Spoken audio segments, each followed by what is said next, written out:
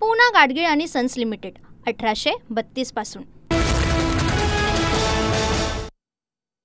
नमस्कार, मी सेजल पुरवार। बुलेटिन मध्ये स्वागत आणि पुढे पाहूयात सुपरफास्ट 100। आझाद मैदानावर सलग तिसऱ्या दिवशी मनोज जरांगेंचं आंदोलन, जरांगे बेमुदत आंदोलनावर ठाम।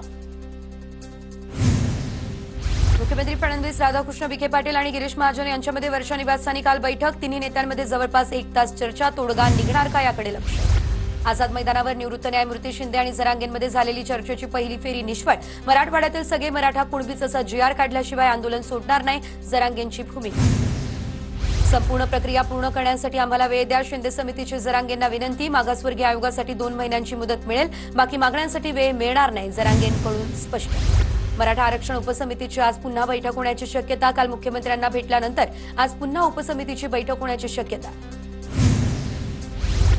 उद्धव ठाकरे आणि मनोज जरांगेंमध्ये फोनवरून चर्चा, अंबादास दानवेंच्या फोनवरून संवाद। तर मराठा समाजाची गर्दी पाहून ठाकरे अचंबित, सरकारनं मराठा समाजाच्या मागण्यांवर विचार करावा, ठाकरे म्हणाल्याची माहिती।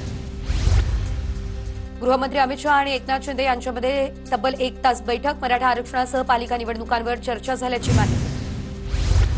मनोज जरांगे परत का आले याचं उत्तर शिंदेच देऊ शकतात। मराठा आरक्षणासंदर्भातील सर्व प्रश्नांची उत्तरं शिंदेंकडे। राज ठाकरे यांचा नेमका रोख काय। उपमुख्यमंत्री शिंदे साताऱ्यातील दरेगावात शिवसागर जलाशयाच्या तराफ्यातून शिंदे दरेगावात पोहोचले। गणेशोत्सवानिमित्त शिंदे 2 दिवस दरेगावी मुक्काम। शिंदेंनी आंदोलकांना बोलावलं असं कुणीही बोलू नये, कुणीही महायुतीमध्ये मिठाचा खडा टाकण्याचा प्रयत्न करू नये। राज ठाकरे यांच्या प्रश्नावर भरत गोगावले यांची प्रतिक्रिया। राज ठाकरे यांनी खूप विचारपूर्वक वक्तव्य केलेलं आहे। आरक्षण दिल्याशिवाय राहणार नाही असं शिंदे म्हणाले होते, त्यावेळेस एकनाथ शिंदेंनी जल्लोष केला, श्रेय घेतलं, सचिन अहिर यांची प्रतिक्रिया। आझाद मैदानावर मनोज जरांगे यांची मध्यरात्री वैद्यकीय तपासणी। जरांगेंनीही परिस्थितीचा आढावा घेतला, कार्यकर्त्यांचं जेवण आणि इतर गोष्टींची केली विचारपूस। मनोज जरांगे यांचा व्हिडिओ काढणाऱ्या व्यक्तीवर ते संतापले। रात्री उशिरा कार्यकर्त्यांसोबत गप्पा मारताना एकानं व्हिडिओ काढल्यानं जरांगे संतापले। CSMT स्थानक परिसरात मराठा आंदोलकांची गर्दी, पोलिसांचाही बंदोबस्त तैनात। हैदराबाद आणि सातारा गॅझेटप्रमाणे आता नोंदी असणाऱ्यांना आजपासून प्रमाणपत्र द्या, तुम्हाला 1 तासही देणार नाही, जरांगेंचा शिंदे समितीला अल्टिमेटम। आरक्षणाबाबत केंद्र सरकारच्या पाळीवर धोरणात्मक निर्णयाची गरज, संसदेत घटना दुरुस्ती करून आरक्षणाचा तिढा सोडवायला हवा, शरद पवार यांचं वक्तव्य। राजेश टोपे आज शरद पवार यांना भेटण्याची शक्यता, तर राजेश टोपे मराठा आरक्षणावर पवारांसोबत चर्चा करणार अशी माहिती। सत्तेत असताना पवारांनी घटना दुरुस्तीचा निर्णय का नाही घेतला, स्वतःच्या हातातलं सरकार असताना पवारांनी अशी भूमिका घेतली नाही, शरद पवार यांच्या भूमिकेवरून शंभूराज देसाईंचा सवाल। शरद पवार फसवाफसवीचा खेळ खेळताय, पवारांना संविधानिक मर्यादा माहिती पाहिजे, आरक्षणासाठी घटना दुरुस्तीच्या पवारांच्या मागणीनंतर सदावर्ते आक्रमण। मराठ्यांना आरक्षण द्यायला हवं ही आमची भूमिका स्पष्ट, सरकारनं त्यांची भूमिका मांडावी, शशिकांत शिंदेंचं वक्तव्य। जेव्हा लाखोंचा समाज जमतो तेव्हा त्याची दखल घेणं आवश्यक, ज्यांच्यावर जबाबदारी तेच गावोगावी भांडणं लावत फिरताय, बाळासाहेब थोरातांचा राधाकृष्ण विखे पाटलांवर पलटवार। मराठा आरक्षणाच्या मुद्द्यावर फडणवीस सरकार मार्ग काढतेय, तर काही राजकीय पक्ष आंदोलन कसं चिघळेल हा प्रयत्न करताय, केशव उपाध्ये यांचा आरोप। जरांगेंना पाठिंबा देणाऱ्या आमदार खासदारांनी ओबीसी आरक्षणाबाबत भूमिका जाहीर करावी, ओबीसी समाज अन्यथा रस्त्यावर उतरणार आणि बहिष्कार टाकणार, लक्ष्मण हाके यांचा हल्ला। आरक्षणाच्या रक्षणासाठी ओबीसी समाज रस्त्यावर येणार, राष्ट्रीय ओबीसी महासंघाचे अध्यक्ष बबनराव तायवाडे यांची माहिती। सरकारला मराठा ओबीसी वाद निर्माण करायचा आहे, स्थानिक स्वराज्य संस्थेच्या निवडणुकांसाठी मराठा ओबीसी वाद आंदोलन सरकारला चिरडता येत नाही, जितेंद्र आव्हाड यांचा सरकारवर निशाणा। 3 महिन्यांपूर्वीच आंदोलनाची तयारी सुरू होती, सरकारनं आंदोलकांची व्यवस्था करायला हवी होती, हर्षवर्धन सपकाळ यांचा निशाणा। शरद पवार यांच्या राष्ट्रवादीचे माजी आमदार राजेश टोपे आझाद मैदानावर जरांगेंच्या भेटीसाठी, जरांगे झोपल्यामुळे राजेश टोपेंनी चर्चा न करताच ते गेले निघून। सोयीसुविधा देणं महापालिकेचं काम, मराठ्यांच्या पुरांचं पाणी बंद केल्यास BMC आयुक्तांना सुट्टी नाही, जरांगेंचा इशारा। मराठा आंदोलकांसाठी स्वच्छतागृहांची व्यवस्था, मुख्यमंत्री फडणवीसांच्या सूचनेनंतर आंदोलकांसाठी स्वच्छतागृह आणि पाणी। आमदार रोहित पाटील यांचं मुख्यमंत्री फडणवीसांना पत्र, आमदार निवासातील जागा अपुरी पडत असल्यानं आंदोलकांसाठी सोयीसुविधा उपलब्ध करून देण्याची मागणी। आणखी एका मराठा आंदोलकाचा हृदयविकाराच्या झटक्यानं मृत्यू, विजय घोगरे असं मृत्यू झालेल्या मराठा आंदोलकाचं नाव। 7/12 असलेल्यांना कुणबी म्हणून ग्राह्य धरा, बीडमधील आमदारांची सरकारच्या उपसमितीकडे मागणी, तर प्रकाश सोळंके, सुरेश दस, संदीप क्षीरसागर यांच्यासह विजयसिंह पंडितांचा विखेंकडे प्रस्ताव। वाशी परिसरात मराठा आंदोलकांची गर्दी, सिडको एक्झिबिशन सेंटरमध्ये 30 ते 35 हजार आंदोलकांचा मुक्काम। नवी मुंबईमधील APMC मार्केटमध्ये मराठा आंदोलकांनी शिजवलं जेवण, आरक्षण मिळेल तेव्हाच आम्ही मुंबई सोडणार, आंदोलकांची भूमिका। वाशीवरून मुंबईच्या दिशेने येणाऱ्या मार्गावर वाहनांच्या लांबच लांब रांगा रात्री 2 वाजेच्या सुमारास वाशी टोलनाका परिसरात वाहतूक कोंडी. मुंबईमधील मरीन ड्राईव्ह परिसरात मराठा आंदोलकांनी केली जोरदार घोषणाबाजी. काही काळ रास्ता रोको वाहतूक कोंडी.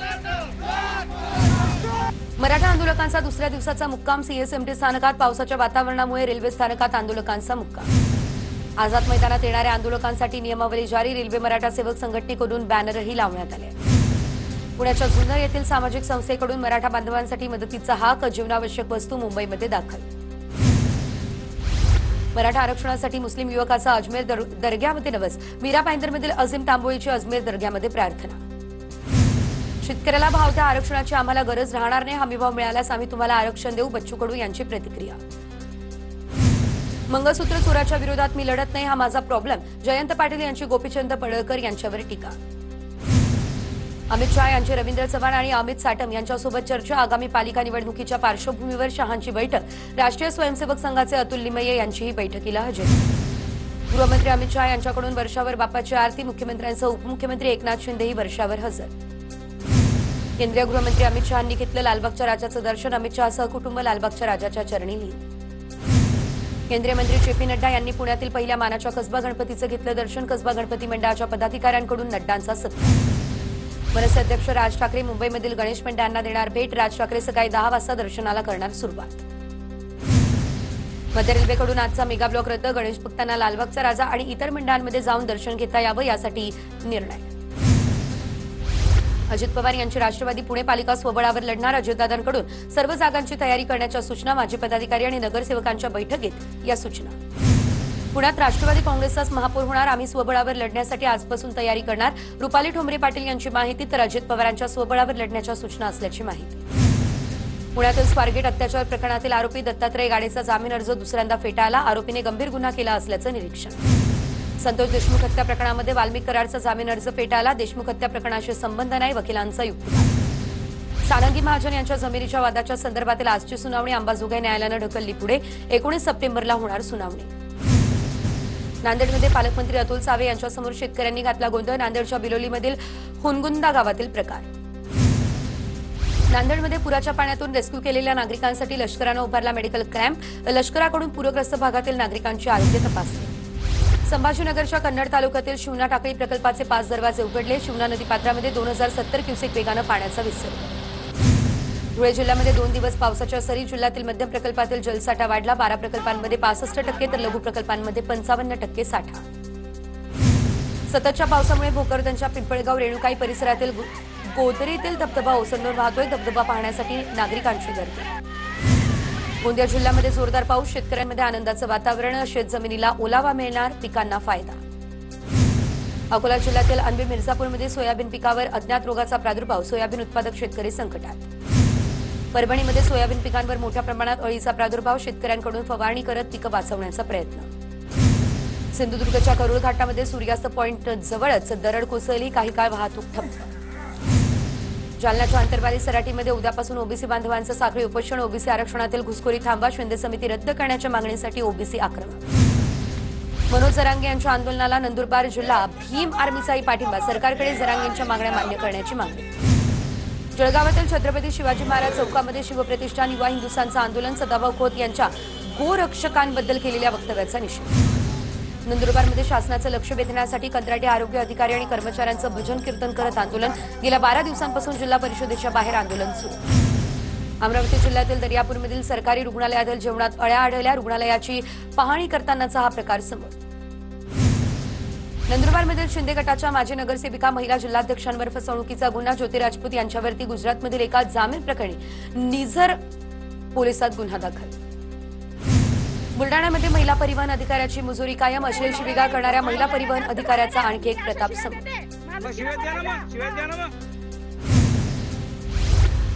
परभणीच्या सेलूमधील कान्हाडच्या शाळेमध्ये पालक सभेमध्ये शिक्षकाला मारहाण. तक्रारी करूनही गुन्हा दाखल होत नसल्यानं शिक्षकांमध्ये नाराजी. नंदुरबारमध्ये महावितरणकडून घरगुती टीओडी मीटर लावण्यात येणार. वीज ग्राहकांना 4,54,000ची सवलत. टीओडी मीटरमुळे 22,000 ग्राहकांना फायदा.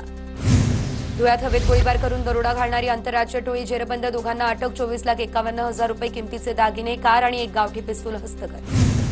संभाजीनगरमध्ये अंमली पदार्थ प्रतिबंधक पथकाची मोठी कारवाई. 1,270 नशेच्या बाटल्यांसह 23 लाखांचा मुद्देमाल जप्त.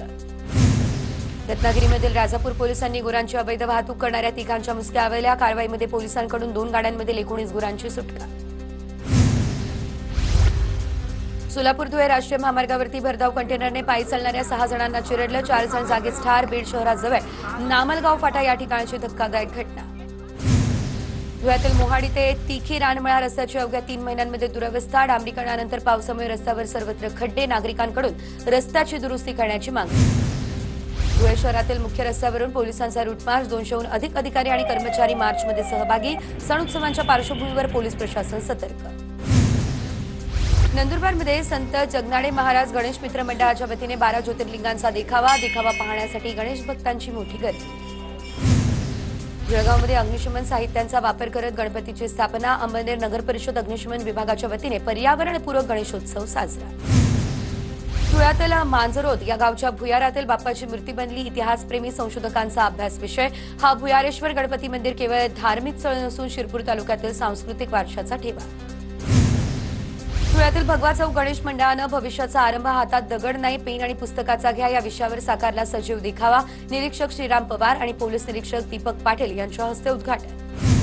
जम्मू काश्मीर, उत्तर प्रदेश, पंजाब आणि उत्तराखंडमध्ये अनेक ठिकाणी पावसाचा हाहाकार. अनेक गावं पाण्याखाली. पुरामुळे जम्मू काश्मीर आणि उत्तराखंडमध्ये सर्वात जास्त नुकसान. उत्तराखंड आणि तेलंगणामध्ये मदत आणि बचाव कार्य. हिमाचल प्रदेश, उत्तराखंड, पंजाब आणि कर्नाटकमध्ये मुसळधार पावसाचा अंदाज. मुसळधार पाऊस आणि पुरामुळे उत्तर भारतात आतापर्यंत किमान 21 जणांचा मृत्यू. जम्मू काश्मीर, हिमाचल प्रदेश, उत्तराखंडला मुसळधार पावसाचा सर्वात जास्त फटका. तर पंजाबच्या फिरोजपूरमध्ये पूरग्रस्तांना सुरक्षित स्थळी हलवलं. पंतप्रधान नरेंद्र मोदी आजपासून चीनच्या दौऱ्यावर. एससीओ समिटमध्ये राहणार उपस्थित. मोदी जिनपिंग यांच्यामध्ये आज होणार चर्चा. पूना गाडगीळ आणि सन्स लिमिटेड 1832 पासून